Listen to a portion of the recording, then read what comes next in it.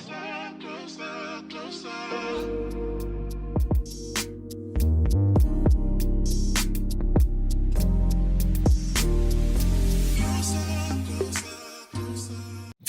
everyone. Welcome back to the I Am Woman show. I am your host, Taylor A. Williams, and we have another guest here today. She goes by the name of Angel B, and I can't wait for you all to meet her. She is so sweet, and let's get into it.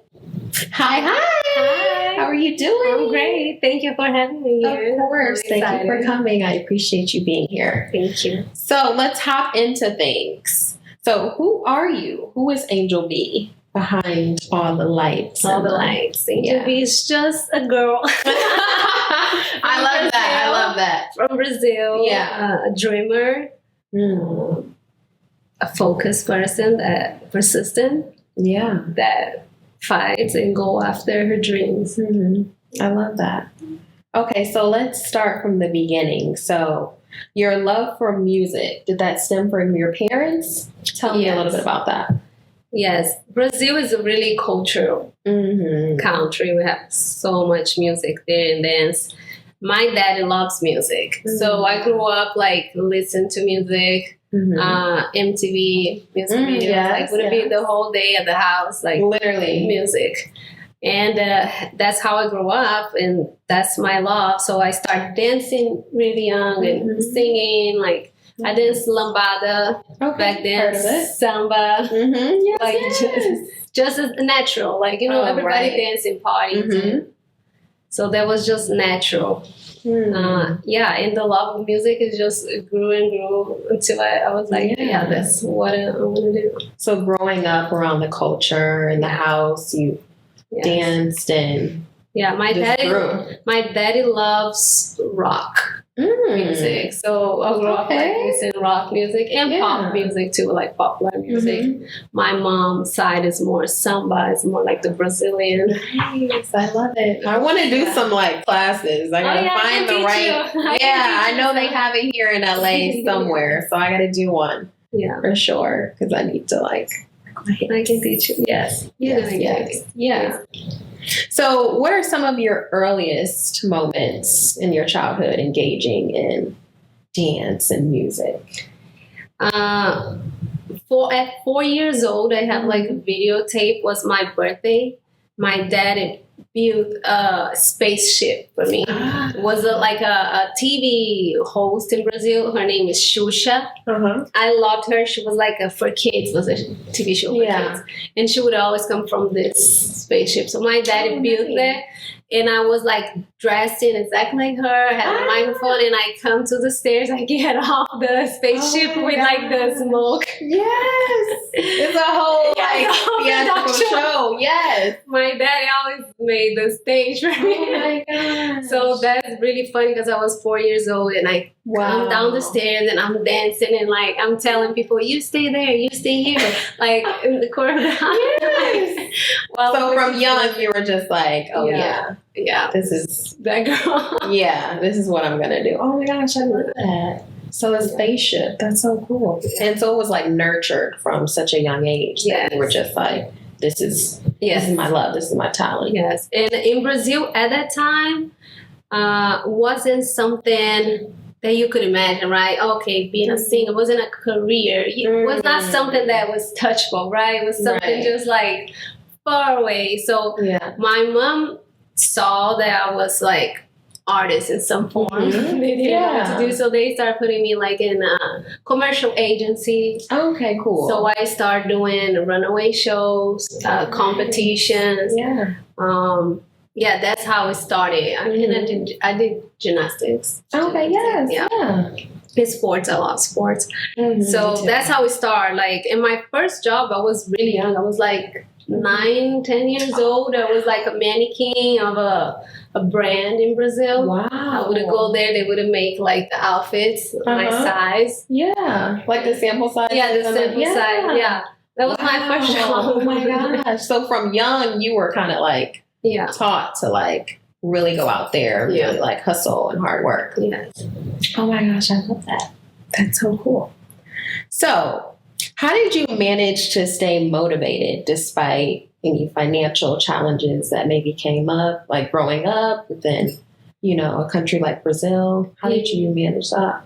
Yeah, I didn't come from a rich family. Like my dad gave everything, like the house, the food, and anything else we need. You gotta work for it. So I started working as a mannequin, and then I had my first job. I was like 16 years old. Wow. I started working and making money because I want to go out. I want to do stuff. But even before that, I never saw as a challenge. I was just like, I gotta find a way. And this is until now, like I'm a specialist to do something from nothing. Yeah. Like, okay, I have nothing here. Let's make it happen. Something. Exactly. Because I remember that's how I bought my first microphone and my speaker to rehearsal.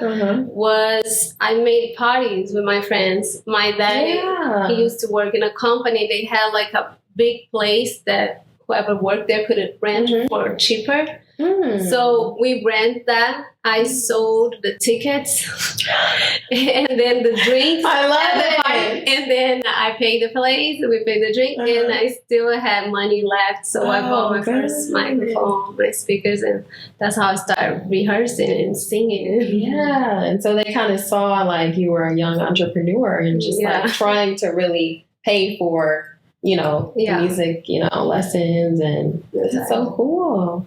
Yeah, I love the entrepreneurial spirit. Yeah, for sure. My mom makes jokes to say when I was like little, I would make sketches, design, and sell for my uncles and aunties. Like, you want to buy? Oh my gosh, I love it. And make money. I love it. That kind of like takes me back to when I was younger too. I was like a young entrepreneur too, and I would be selling like flip flops because I made shoes, and I would sell jewelry that I made and stuff. And I was just like giving it out to school teachers, friends and family. So yeah, being a young entrepreneur really teaches you a lot. Yeah, so, like so you cool. Go for what you want. Yeah. So what was that experience teaching you at a young age? I always knew like if I want something, I have to work for it. And so that's my MO. Like nobody is gonna. Yeah, and like nobody's gonna give you or hand you anything. So that's why I start doing. That's why I started releasing music and doing everything, because I was like, I was not just waiting like for opportunity to knock my door. I was like, I gotta do it. Yeah. And so once you got your speaker and your microphone, what did you go from there? Did you just kind of like start at home? Yeah. Did you like seek out like, oh, I need like maybe somebody to like help me do this? I was just singing. I was just singing at home. Okay. Then when I would have extra money, I started taking class with this lady. Vocal class. I remember she played piano. It was like here and there. I was taking some vocal classes and like doing exercise, but didn't know like, okay, what's the way to go? Right. I started writing music. Okay. So lyrics. Yeah, I started writing. And at first it was just lyrics. I would get songs, American songs. In English, I would make my own versions in Portuguese. I didn't know what they were talking about. Like, you don't speak English there unless like you pay private school to learn. So that's how I started writing. And then after I got a keyboard, my dad gave me a keyboard and a drum for my brother. My brother's a drummer. Wow. And I would a musical family. Yeah. I would have used those samples that like they have like the beats. Yes. I would have used that and then started writing and stuff. Wow. So I got a lot of songs. Yeah. So then I had a trio. It was like 3 friends in the complex that I live. We did a group. Oh. And then I was writing the songs, and then we met this manager. Was a big manager that they made like a huge group. Was a rock group. Okay. But they were funny. It was like comedy. Like there's songs, and they got huge, and they died like in less than a year of fame. Like they went they were a phenomenon. So her daddy was a golf teacher. Mm-hmm. And so he introduced, we had a meeting, right, to show the group and whatever we were doing like kids, like we had zero experience, right? Yeah. But then her daddy after spoke which one of us. And then when he came to me, he was like, he say that you are the only one that's gonna make it. Like, so what that manager said. He's like, I'm not gonna tell the girls, like, you know, because we were all kids. Exactly. And but he was like, yeah, for you to, like, he's seeing you. Wow. And then I kept, of course, the group didn't do anything. We were just like kids, but I kept like doing the dance and the same group would dance in schools, in parties, like church when they have we have something they call Festa Junina. It's what is happening right now. It's in June. It's the month of June. It's a folkloric, I think say like that in English, party in Brazil. So we would like do those parties like and dance. So I would get choreographies from the artists and the music videos, choreographed with it too, and we would have just danced like Backstreet Boys and TLC, right? And then we would have like just perform dancing, like in those events. Like this group turned into right. So I guess hearing that news when he kind of like pointed you out, like you're gonna be a star. How did that feel? It felt great. I was like, okay. All right. Like, what now? Okay. That's so cool. So you all still remain friends, like your friend group? Yes. Okay.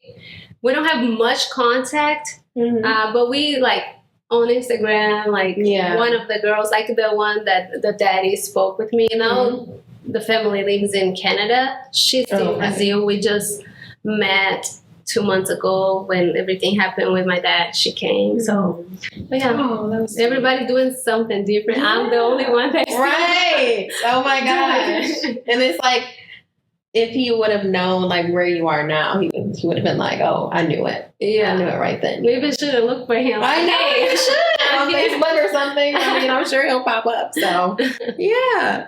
Okay, so what are some of the biggest obstacles that you faced while teaching yourself music?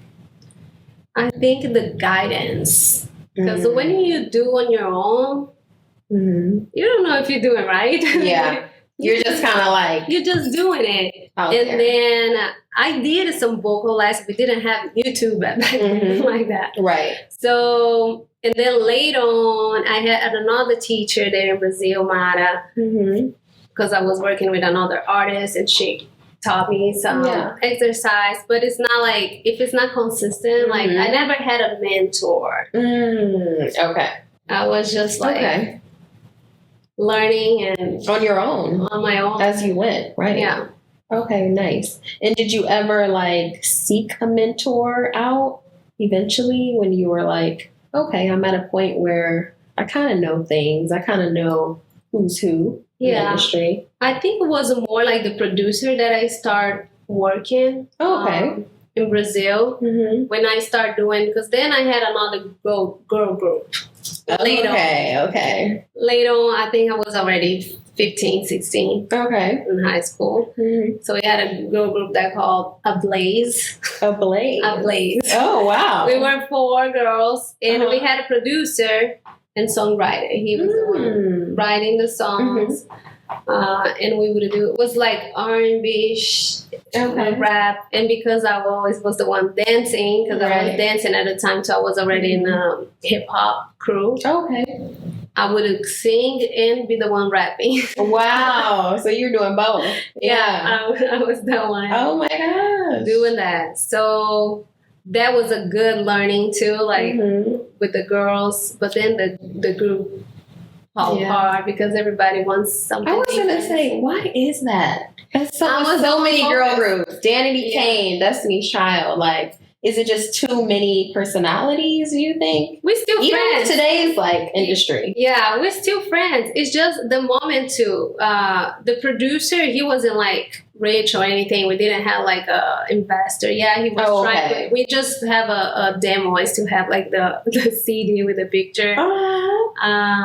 But one wants to go to the club, the other one, and I want to go to vocal class. I want to do, As a teenager? Yeah, I was always so focused. Like, I always knew what I wanted. Right. And then I was like, I can't do this anymore. Like, let me just go solo. Go solo. Yeah. So I think from all of us, just me and Mari is still doing. She's still doing music too. But the other two, one is mom. Like living the life, like lawyer. Right. Different trajectory. Yeah. But I do always wonder that, like, why would it start off good in girl groups and then it just kind of like because everybody wants something different too. Yeah. It's hard. Like, nobody gonna work as hard for you, for your dreams than yourself. Mm-hmm.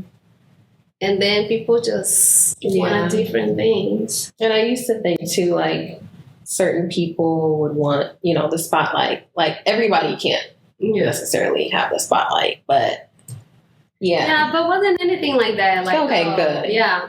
Okay, good. It was just like timing. Not everybody making time to rehearse or to do the vocal class. Yeah. Like, what's the point? Okay, good. No, like, bickering back and forth. Oh, no. Good. Okay, so we're going to tap into something that's, a little touchy, but I know your father just recently passed. My condolences to you. How did your father's illness impact your musical career? And how did you manage to stay resilient?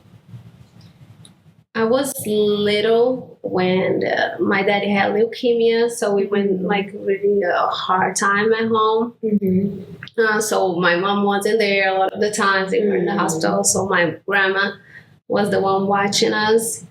I think I just try keep myself busy. I was in school. Yeah. I was like just dreaming, but I didn't know at the time how dangerous was that, like how complicated it was. Right. My mom would never tell us like what was really going on. But thank God he that problem he won, that he did a transplant, he was cured from that.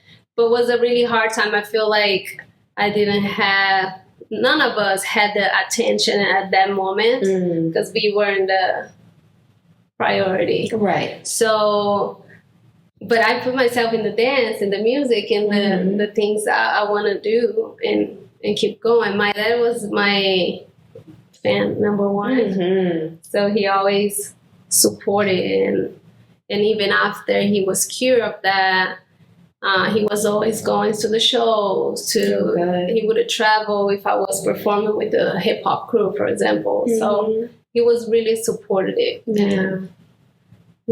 Good. I love that. I recently had a passing of my grandfather, and so when you say like he was my number one fan, supported me through all, I also like can understand because having that rock and that person like in your corner, just knowing they're cheering you on even through what they're going through is huge. Yes. So, yeah, they have a huge influence. Yeah, he always believed in me and he always helped how he could. Even when I have so many crazy stories that he helped me.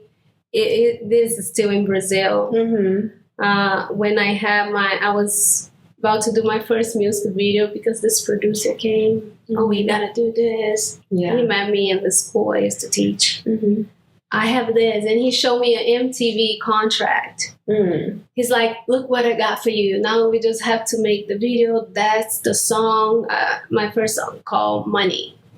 I wrote it. It used to be in Portuguese. It was like Portuguese and English, but most was in Portuguese. He was like, "No, I think it has to be in English. You got to do the music video. Now I got this for you, like the MTV contract. Now all you need is like make the music video." I spoke with this director. It's gonna be like $8,000, and I was like, "Shit, I don't have this money, right?" Right. I was like, I will see if I can find like a sponsor or something. Yeah. So at the time, I was dating a guy that was already older now. I was dating a guy from here, and he had a clothing line, and he's like, oh, I can sponsor. It's not much money, like when you convert for American dollars. But that money never got it, you know, and my bank account was like, oh, because I'm traveling. It was almost fucking lying. Like, I'm sorry. It was the waste of my time that but so I was like, and the guy was pressuring me, hey, I need to tell the director. And I was like, okay. So I went to the bank. I told my mom, I'm going to get a loan. And then when the money comes, I just pay. Right. She's like, you crazy. I'm like, no, it's fine. I got this. So I got the loan. Okay, you did get approved. Yeah, I got the loan. And I made them make a check. And I made the guy sign for what I was giving the money, right? The music video. Okay, we rehearsing. I had people coming, dancers. And that was outside of that money, right? Was my friends. So the day before I shoot, the director called. Like, he called the studio and found my number and asked for someone, and the girl know me. Okay, they gave my number. He's like, hey, I'm not gonna shoot your video because I didn't get paid. And I'm like, what? I already paid a month ago. He's like, I didn't get anything. And he's like, the deal was 50% before and 50% after. I charged $5,000. And I'm like, what? I just gave $8,000, like the whole money a month ago. And then we calling the producer. Right. And he not picking up the phone, of course. Oh my gosh. We were like, oh my gosh. It was like 5 p.m. and we had to shoot in the morning, right? Wow. So my mom was mad, calling him, I'm gonna call the cops. Right. Like, returning ghetto. And then my dad talked to the director. He's like, listen, I want to ask you to trust, like, please shoot the music video. I'm going to pay you. Like, the $5,000, I'm giving my word. So the director felt bad. He was like, okay, so we shot the music video. My daddy paid. Like, he didn't have the money. You know, they find a way. Yeah. for their daughters. Yeah. So we did the music video.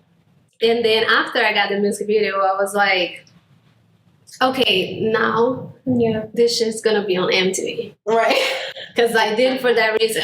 Right. So I started researching, and at the time we have those chats, online chats, and you meet people. So I met this guy. He used to work in a blog for MTV. Oh, okay. And I was like, hey, can you just give me a name? I just need to know a name there that like can watch my material.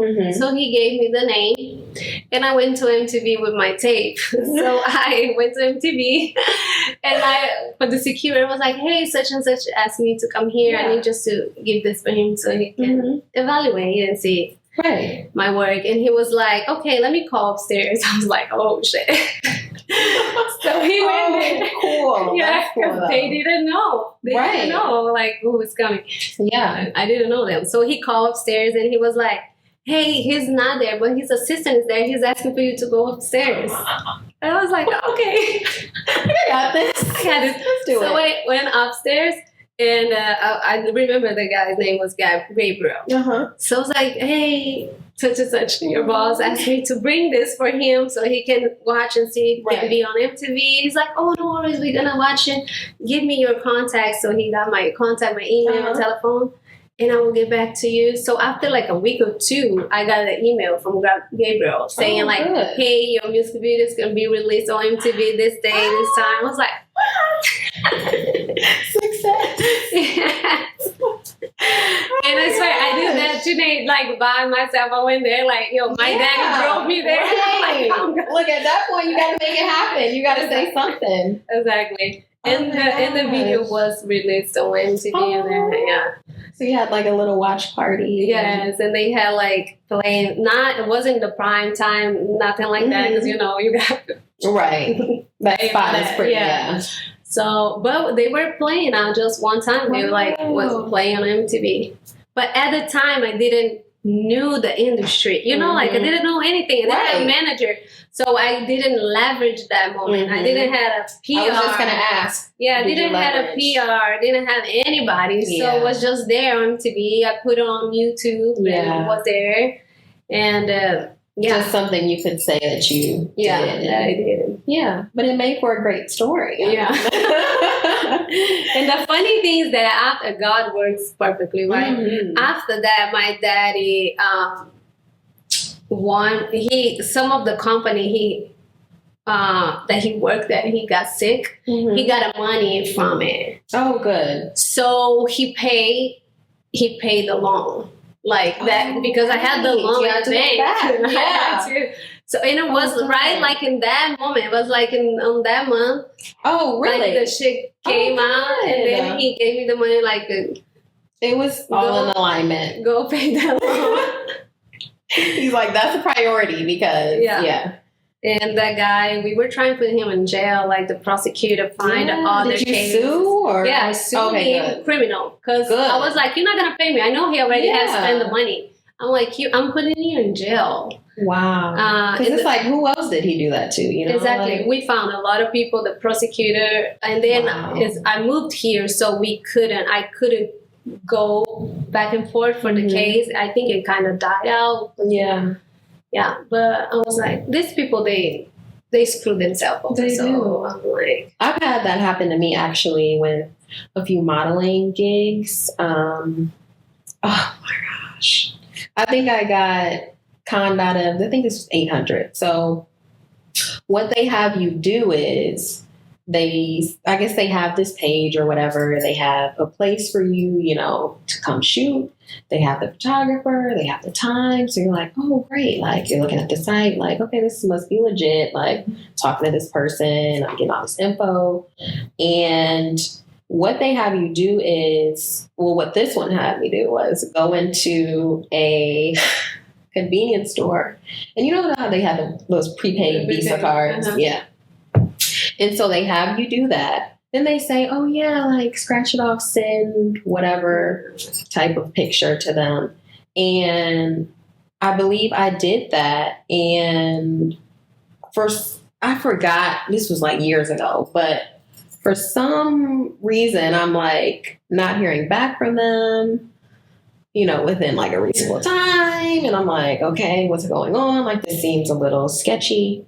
And I never got a chance to like shoot. That's great.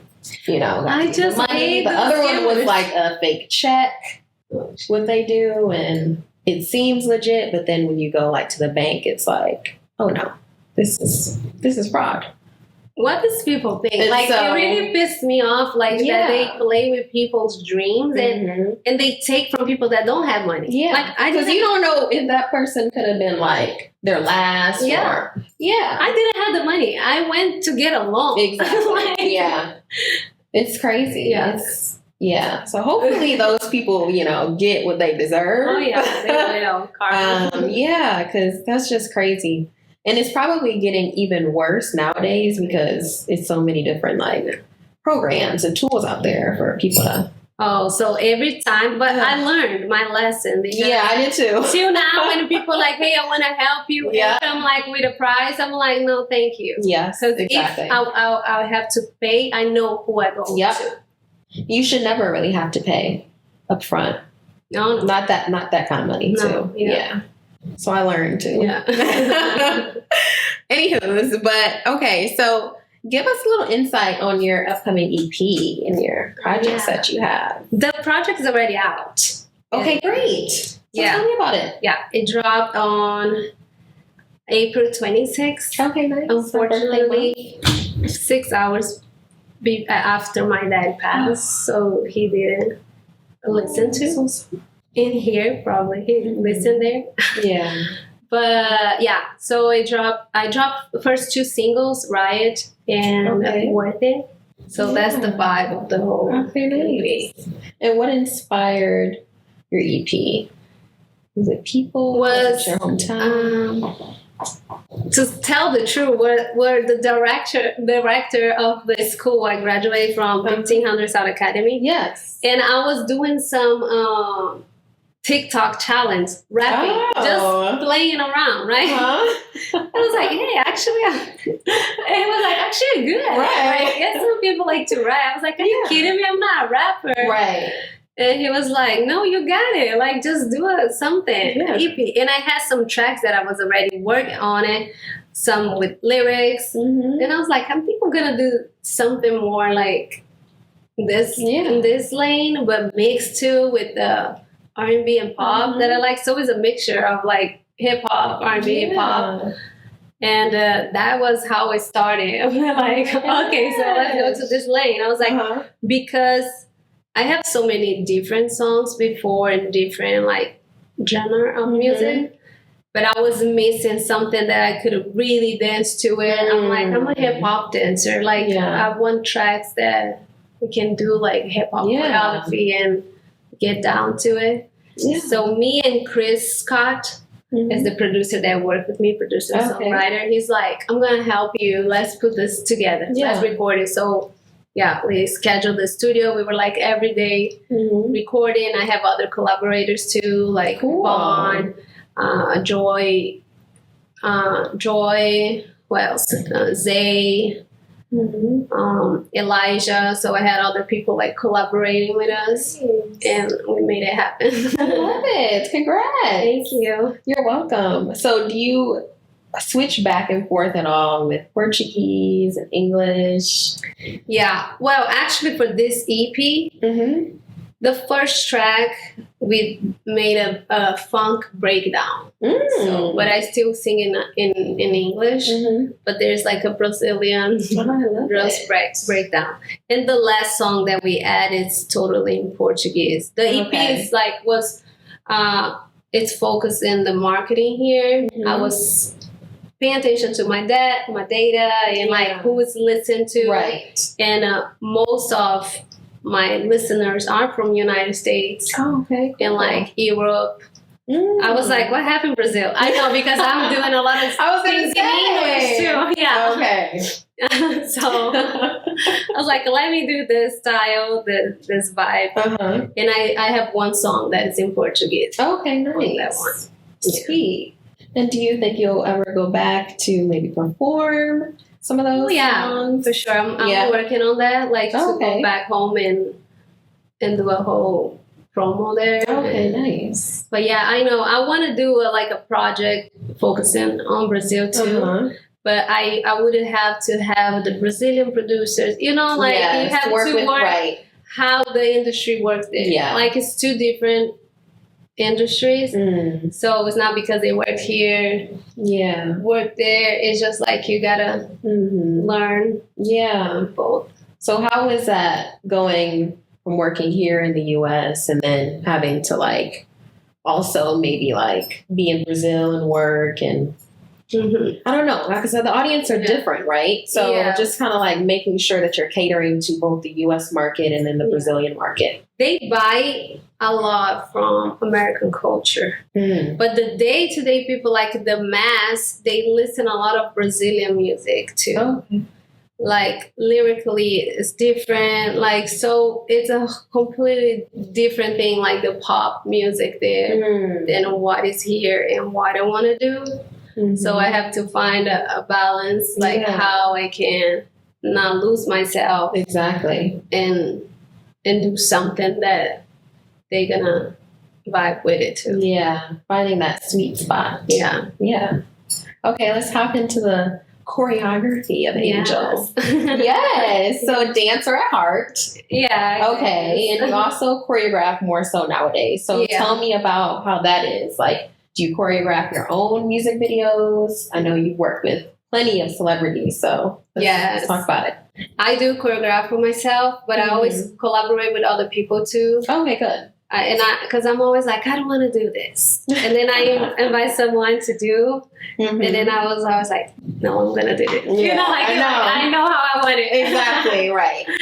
So I'm really picky, like with the style that I want to do. So, but I choreograph for myself. Since I was a kid, I was choreographing, like just creating steps. So I love that creative part of the process. I love doing music videos and the shows and putting everything together. Yes, so fun. And I love help other artists too. Like I do artist development. Like, cool. Teach them how to be on stage, how to walk, how to, you know. A lot of these artists now need it. Yes. Yes. The artist development is important because the stage presence, especially when you're first coming out, and how they, receive you is everything. Yes. So yeah, artist development. Because there's so many like talent artists that sing their ass off, but they don't know how to take power and own it. The stage. Yes, own it. I can think of a few people right now, but they have that beat per se, but it's just like, dang, like, can you, give us more? So, and I feel dance gives so much. Like, I wish the industry and artists would give more credit for the dancers. Yes, and choreographers. Sometimes they give to the choreographer in the respect. You know, like we have a whole dancers alliance fighting for us for rates. Because dancers usually are really disrespected, like in rates, anything that they want to cut costs of the dancers, and they don't realize that the dancers are who make the show. Like a lot of artists would be really boring if they were by themselves on that stage. So dancers, and we have like a career that has a expiration date because it's our bodies. So you're not going to be dancing like that forever. Right. Like, so, yeah.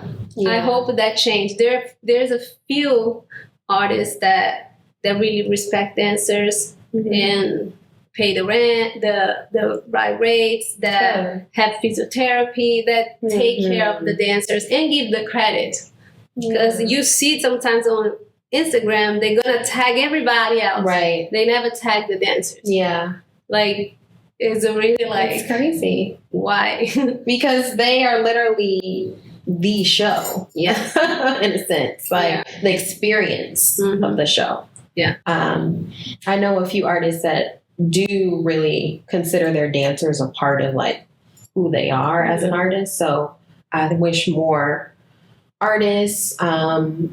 would just like recognize that, and they are as important as the band. But they don't get paid like the band. That's crazy. And they work harder because me as a musician, when musicians sometimes can go there real quick. What's the chords? What's the right? And they sit in there and do it, and the dancers dancing all over again. Jump in the wall, like fly, like literally. Yes. Swim. No, yeah. They ask for so much for the dancers, and when they stand for themselves, it's like, oh, you be a bitch. These dancers, or just change, like too much. Or like dancers are really replaceable for them. Like, change the dancer, or So I wish the industry. I feel like with social media, it really open a lot of doors for the dancers. You see a lot of dancers, especially TikTok. Going viral and have their own brands, and but there's a whole bunch of other people that still, And I'm kind of like the dancers that are with agencies or they have managers. I'm wondering, like, are they advocating, for them? Because I'm sure they have a whole list of people, but that's the sad part. Like, some agents, they're gonna fight for your rate, but some not. And that's the problem that I talk to the agents too. Like, yo, you all the agents should sit and say, these are the rates. Yeah. And whatever comes that is not there, you say no. If everybody say no, they're gonna have to pay. Exactly. They're gonna have to pay because not gonna have like quality dancers to do it. But it's crazy. It's crazy. We really have to stick together. But it always has like new dancers that just got here that they're gonna do for cheaper, and that kind of messes the whole game. But we understand. But they just want to get in. Yeah, but we understand, like, when it's like independent artists, like that is starting that we can work with that. Mhm. And when are those big artists? Like there's artists, I'm not gonna start saying names, but they have millions and millions of budget. And you see those music videos, it's like they wanna give $100, Yeah. $200, like iconic music videos that people they hire dancers as extra and for them dancing. Yeah. And you're on like, set for like 8 hours. Yeah, 12. Yeah. Like, that's the minimum. With barely a meal. Hours. So wow. Yeah. That's crazy. Have they had like any strikes, the dancers with you? Not really. Okay. Not really. When it's union job, we better take care of. Like when it's union, like right. That.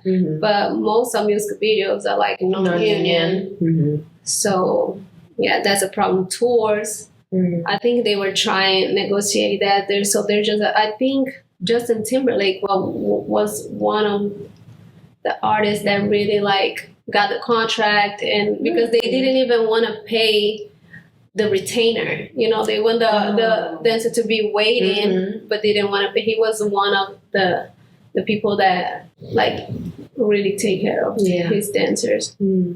But yeah, we wish all of them. It's expensive, but it's like if you want your show to look that good, like you don't care to pay the LD TV or your outfit, because most of the time the outfit costs more than what you're paying for a dancer, and you complaining to pay the dancer. Like the Beyonce concert, like she had her dancers in, I believe it was like Versace maybe or Louis Vuitton, maybe a few different ones, but I'm just like that cost, but it was all worth it, like the dancers, they're like iconic. They made, we want the dancers to be able to live off it, because it's like then they good when they working, and then they come back from tour, they have to go back to auditions, go back to class. It's like all over again. It's a continuously like fight, like to survive and So how is it balancing, I guess, your music career and then also choreographing, right? Yeah. How was that? I can manage it well. Like I wear the different hats. Yeah, I'm like, you're this hat today, you're this hat today. And it's good. It's good to share too with other people. Like I was never too proud, like to work with other artists that I wouldn't listen to their music or like, but I was like, I can do something good here, like make them look good or like share what I know. Yeah. How important do you think self-belief is, and also like being resilient as far as like believing in like your career and what you can do and all of that? I think is really important. It's the main, like, my parents always supported me, but they were never affirming me like that. They really, they want everything right. They exigente. How do I say that in English even? Explain, and then I'll it's like you always have to do it right. Like, they critical. Yeah. Like critical of, or let's see, perfectionist. Perfectionist. So like the first thing, if they see something, they would tell me what was wrong first. And I'm like that, and sometimes I'm like, stop. So pointing out like the negative for the positive. Yes. Okay. Yeah. So that's something I'm working on myself too, because we're always our hardest critics. Yeah, because I get off the stage, I want to see the video to see what I did wrong. Like I'm like, can you just enjoy? Yeah. Take in the moment. Yes. Yeah. Celebrate. Right. And like I just had a great performance. Yeah, and then after you say, okay, that could have been. So I never had that. Okay, you amazing. Like wasn't like that. So I always had to get my confidence from myself, and I was always a confident kid. I'm glad, because if I was waiting for that, right? And I know they love me. I know they love what I do. They will support. But I was the first one that has like, I'm the shit. Like even when I wasn't. I love that. You're your own hype woman. Yes. You gotta be. You do. Because that's how you get things done. And then now that I'm older, when I see, I was like, oh my God, I would have just go to studio by myself and I didn't care. Like, and now I'm always like, oh, like when you get older, you always put limitations and like you get more like cautious with stuff. I'm like, when I was a kid, I didn't care. It was like, carefree. Yes. Yeah.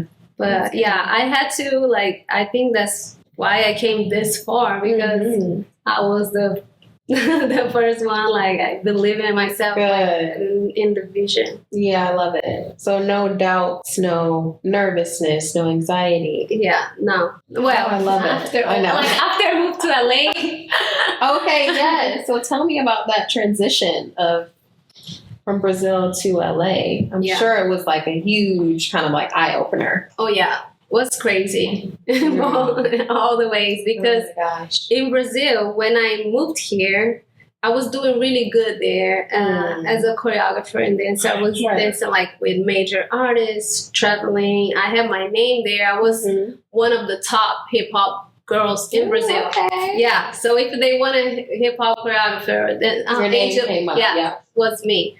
So I had my name there in my career. So I came here like, who are you?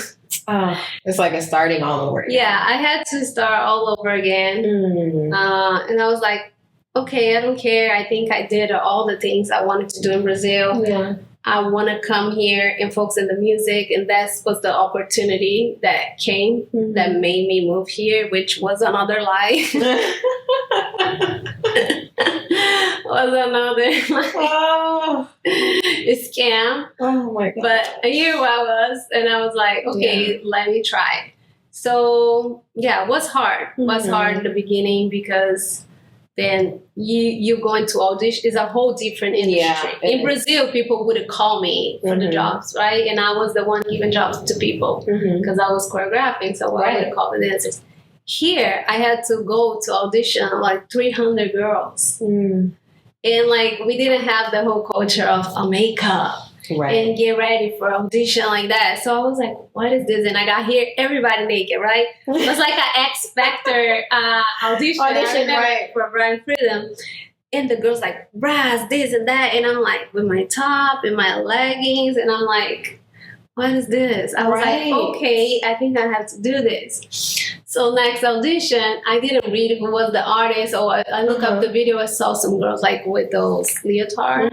Right. So I got to audition like that. Everybody hip hop, like the streetwear. Oh my gosh! I'm like, what? At least you stood out from the 300 plus. Yeah. So it was a learning, like, process, you know, like to learn how those auditions, like how to communicate with the agency. Oh my God. I got there all naked. That makes me think of my experience when I auditioned for the Nutcracker back home where I was. And so I get there and everybody's like, you know, they're in their professional wear. And this was like my first kind of like big audition for such a huge show. And I'm like in this leotard, but it's like a completely different color. Like my hair is like completely different how the women, you know, the young girls are. And I'm just kind of like there, like oddball, like, oh my gosh, like I'm so embarrassed, but I have to, you know, do this. So I still do it, but it's just like, oh my gosh, like, what are they going to think? So that is hilarious. It was a humbling moment. It was. It was a lot of growth, like, my personality, like, because in Brazil I was living with my parents, so I was always working and like to make my money, but I didn't have to pay rent. Right. I didn't have to pay the bills in the house. So when I moved here, I was like, my mom was like, well, if you want to stay there, you're gonna have to find a job because the dance is inconsistent. Yeah. So I need to know how I'm gonna pay my bills. So I started working in a print shop. Everybody would go there to print headshots and resumes. Oh, okay. Yeah, Steve is still my friend nowadays. I work like for so long with him, even when I was touring, because he was like, I was like, hey, I have audition. He's like, just go there, come back. Oh. So he wouldn't let me go. I would go on tour and come back and have my job. So he really like supported me. Yeah. Like, he's like, we love those type of people. Yeah, he's like my big brother. I was like, thank God, like he put like the right people in my path. So I was able to have a place to live. I know how to pay my bills, and I still pursuing dance and music and Okay, good. So then you finally kind of like planted your roots here, and it's just like, okay, so now I'm gonna really so I started meeting producers and writers, so I could get back to music and learn and take lessons and good. the whole process. Oh, I'm sure. Now, do you ever feel like you have the kind of like that mental block to where it's like, oh, I just can't, focus on this, or I'm like at a standstill, like I need to maybe like go somewhere and kind of like take a break and meditate and find my way back to music? I haven't had that until now. With the passing of my father, I had a moment like, what I'm doing, like does this even matter? So it was right when the EP dropped, so I couldn't even post about it. Like, why I'm promoting this? So I'm still like getting back to it. I went to studio once because a friend was like, hey, come here, we needed some people to make these vocals, but I didn't went back yet, like to my rehearsals, slowly getting into it and say like, okay, let me write, that's good. You kind of still showed up for other people, but still trying to find a way to show up for yourself. Because I feel like for my whole life I've been like going so hard. It's like it's this, and I'm like, life is passing. It is. Like, and it's so short. Family's there. I'm like, my mom is by herself now. So it made you think like what is really important. Exactly. Yeah, those moments you just start to reflect on and just really appreciate all of those moments and things you got to experience, and just how to like move forward in life. Like some things, you really don't harp on, it's not important. Other things you want to take more time with. So cool. Nice. So what are some like rewarding moments that maybe you can share, or some that you're like most proud of? Like, okay, I really did that, and I can say like, there's a few that I'm proud when I look back, like to everything I've done and accomplished.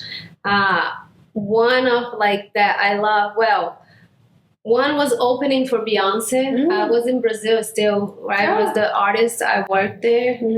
We opened her 3 shows. It was the first time Beyonce ever went to Brazil, so we were the opening.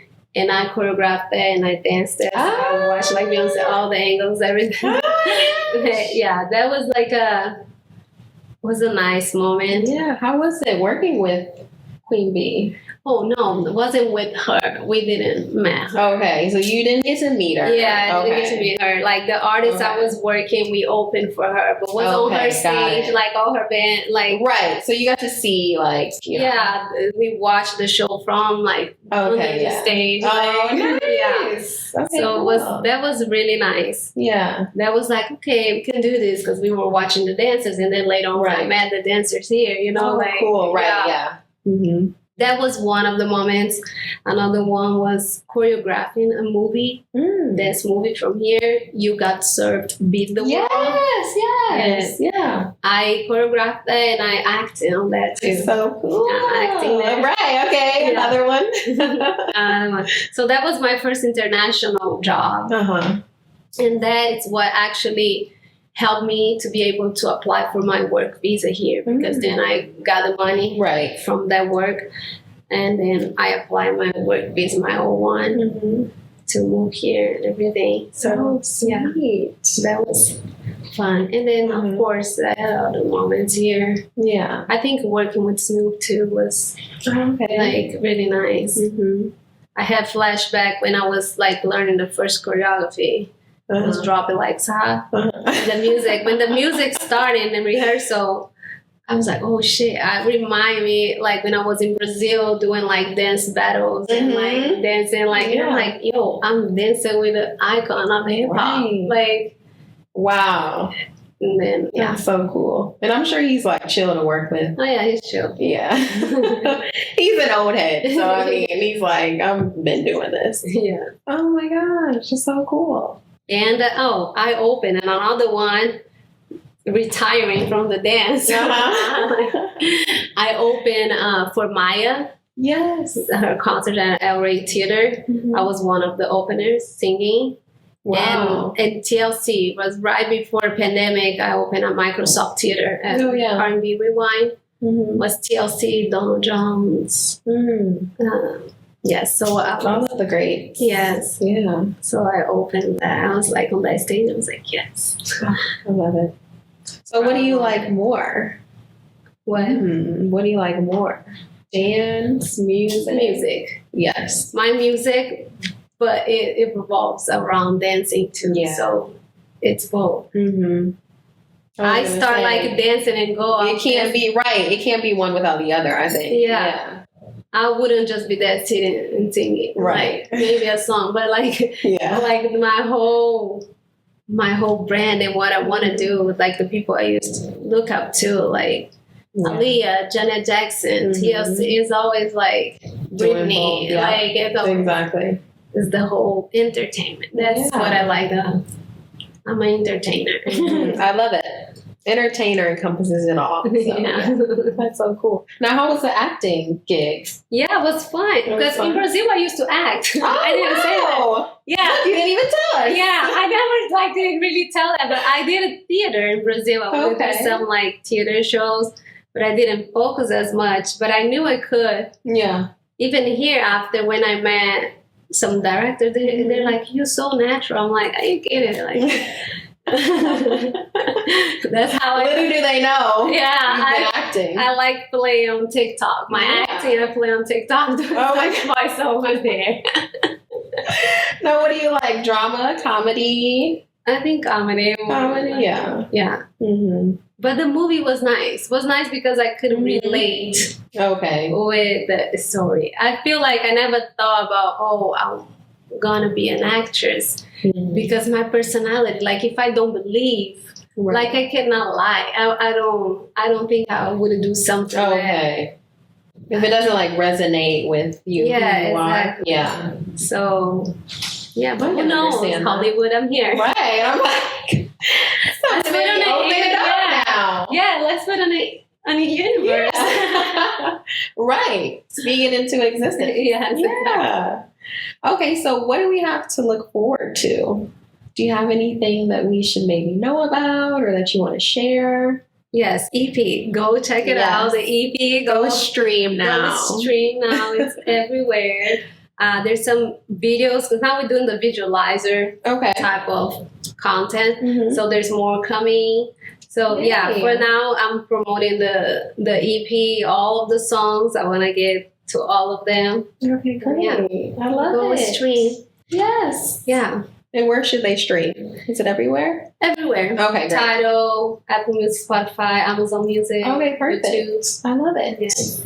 Okay, and so before we wrap up, I like to do this at the end of my podcast, and I ask 3 pieces of advice. Any men or women that are watching that maybe want to break into the industry, maybe they're facing some challenges and they just need some words of encouragement. Just like to ask 3 pieces that you'd like to just put out there. Don't be so hard on yourself. And it's so easier said than done. Yeah. Try enjoy the process. I was always like, what's next? What's next? What's next? Like, can you enjoy exactly right now? Take a moment. Breathe, enjoy right now. Don't compare yourself. Don't compare. Like everybody everybody has their different talent, and be supportive. I think that helps. Like, don't be envious of people. Like, everyone's doing something different. Everybody has a different purpose. We're here in this earth. Like, we all complement each other. So just be yourself. Yes, always. Yeah. There's too many other people out there, so just be yourself. Yeah, and enjoy the process, because the ride's gonna be hard, but it is. The peaks and valleys. So, but it all makes for a good testimony. Yeah. And I think it's got like how much you really want this. You know? That part. Yeah, because it does differentiate the people that want it from people that don't. Yeah. And that's a good one. Don't be envious, because I always say when you have like maybe friends or people that you know that are obviously having their big moment, if that's happening for them, it's obviously in in the neighborhood, right? So it could be coming to you next. So. Yeah, just be like an inspiration. Like, okay, it happened to you, it can happen. Yeah, like it can happen to me. Let me keep working. Exactly.